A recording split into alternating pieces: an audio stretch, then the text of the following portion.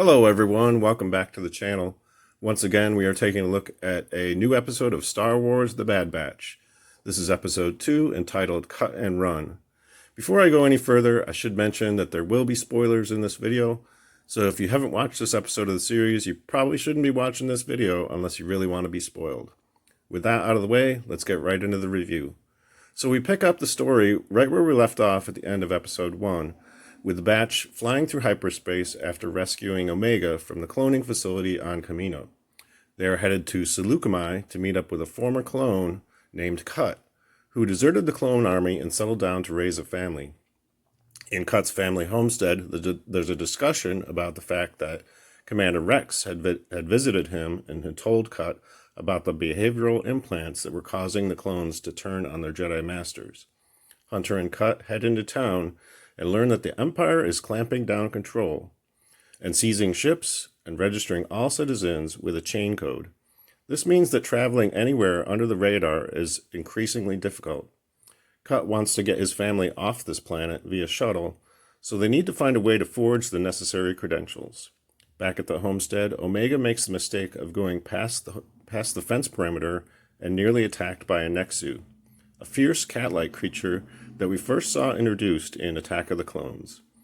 The others rescue her, but this incident makes it clear to Hunter that she is vulnerable, and she won't be able to be safe if she stays with Clone Force 99, since they are on the run from the Empire and will be facing many dangerous situations. She really needs a family who can care for her and keep her safe. Hunter decides that Omega should go with Cut's family when they board passage off the planet.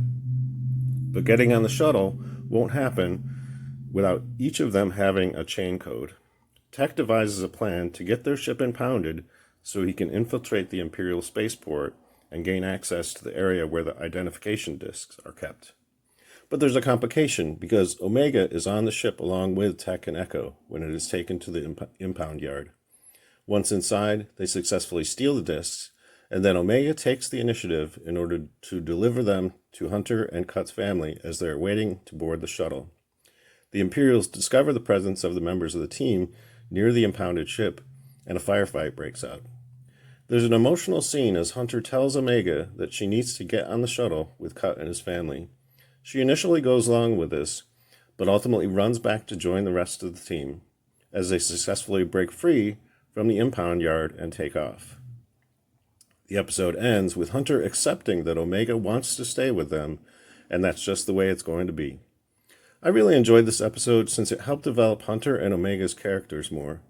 It's setting up the sort of family dynamic that will likely be a recurring theme going forward.